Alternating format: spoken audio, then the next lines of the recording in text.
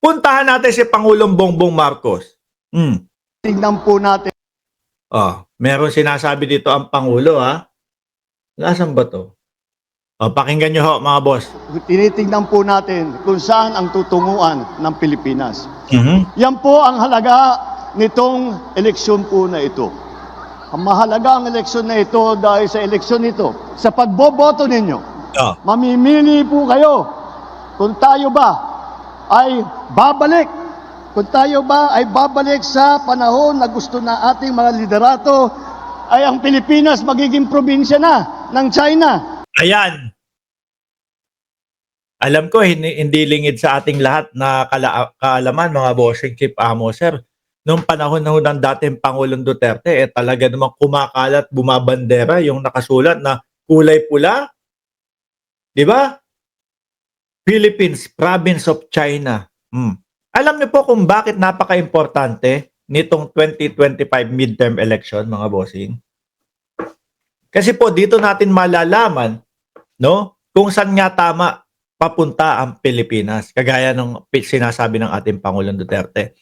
Kung pupunta ba doon sa pagbalik na ang probinsya na ang Pilipinas ay probinsya ng China. Nako, sinend pa sa akin to. Inabala pa ako nito mga. O sige na, ilagay na natin. Ipakita na natin 'yan, no? Dahil lagi nga, dahil si Jordan G, ayaw ho niyan, mga kababayan, ni Jordan G nang nagsasalita ako dito tapos walang ebidensya. Gusto lagi ni Jordan G may ebidensya. O eto ho, tignan nyo mga boss. Ayaw na nating mangyari sa atin ito. Ano? Nakakahiya naman. Welcome to the Philippines, Province of China. Di ho ba?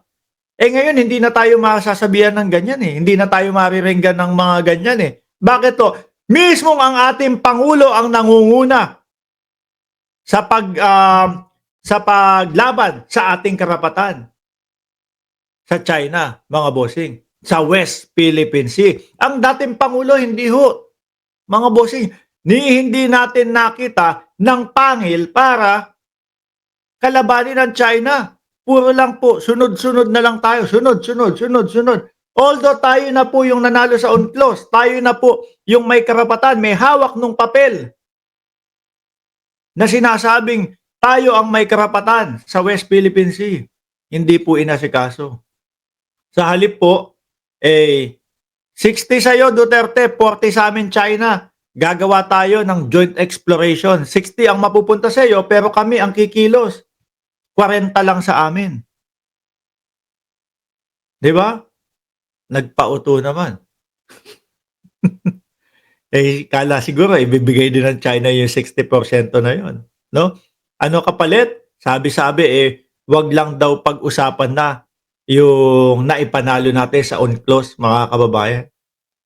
So biruin mo yun. Makikita mo talaga yung mga presidente na talagang merong malasakit sa bansang Pilipinas, mga bossing. No? Actually, ngayon lang po natin mga naririnig ito. Pero ang nanguna po dyan, mga kababayan, sa West Philippine Sea, si dating Pangulong Noynoy Aquino, mga kababayan. At yung UNCLOS po, na naipanalo natin, sakto lang sa pagkakaupo ni dating Pangulong Duterte. Kaya lang, hindi pa din pinursige. O tuloy natin ang Pangulo. Ayaw na natin ng ganyan. Ano po, ang Pilipinas ay para sa mamamayang Pilipino. Ang mga bayaning Pilipino ay nagpakamatay po, no? Ipinaglaban ng ating bansa para sa ating mga pangkasalukuyang Pilipino. Mga busing, mga boss, chief, amo, sir, para sa atin po yun. No? Tapos tayo, sasabihin ng mga DDS, o sige, kayo ibabala namin sa kanyon. Kayo na sumusuporta kay BBM kasi kinakalaban ng China. Aba, paano naman yung susunod nating mga tao o mga kababayan? Di ba? Sabi ni BS Gamer League of Legend, alisin mo na yan, masakit sa mata. Correct, tama po kayo. Tatanggalin ko na. paano naman yung mga susunod nating henerasyon? Di ba? Kung tayo, kasi mas malakas ang China sa atin. Kaya hindi tayo mananalo dyan. Kung yung dati nga ho, mga kababayan, mga boss chief amo, sir, yung dati pa nga ho, mga kababayan, gulok lang ang hawak ni Andres Bonifacio, na idol ni Robin Padilla. Pero, kay Robin Padilla mo maririnig, no? Wala po tayong laban doon sa China. Pero mo, gulok ang hawak nila, ang kalaban mahabang mga replay. Pero natakot ba sila? Hindi. Tuloy lang po na ipinaglaban ang Pilipinas, mga bossing. Kaya sabi ni Motorkada, no to Team sa Suka. O yan daw, sabi ni Motorkada. Tuloy. Sana naman di na po tayo babalik sa nakaraan na ibinubugaw ang ating bayan bilang sugalan ng mga dayuhan. Pogo. Di ho ba? Mga kababayan, ayaw natin yun. Sa buong mundo, mga kababayan, yung pogo na yan, hindi tinatanggap ng bawat bansa ho no? Ayaw. Pero sa panahon ng dating Pangulong Duterte, ay sige, kasi madami tayong makukuha at madaming benepisyo ang maibibigay niya sa mamamayang Pilipino. Katulad na lang daw po ng magkakatrabaho ang mamamayang Pilipino. Hindi. Nakita natin. Di ba? Nakita natin, libo-libong mga Chinese ang dumadating sa Pilipinas. Naalala nyo yung pastillas? Sabi ng dating Pangulong Duterte, malaki ang maitutulong sa tax natin yan. Makita ho, nung ni-raid yung mga pogo. Ilan ho, mga kababayan? Ilan sa mga pogo hindi nagbabayad ng tax? Di ho ba, mga boss chief amo, sir? Anyway, sa pang-apat nating topic, dumako tayo ngayon. Ito, Bagong Pilipinas! Bagong Pilipinas.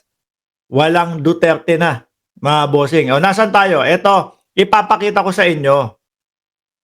Hintayin ko. Ito, yung picture. Sinasabi nila, maniwala kaming sa Davao yan. Tingin nyo si Andrew E., sisirain niya yung pangalan niya para mag-post na eto, ganito kadami ang umattend sa Davao. Tingin nyo sisirain ni Andrew E. ang kanyang pangalan? Dehinso, mga boss, no? Saklap, no? Malamang to, i-cancel nila si Andrew E. Ayan, diba? Andrew E. Worldwide. At nakasulat dyan,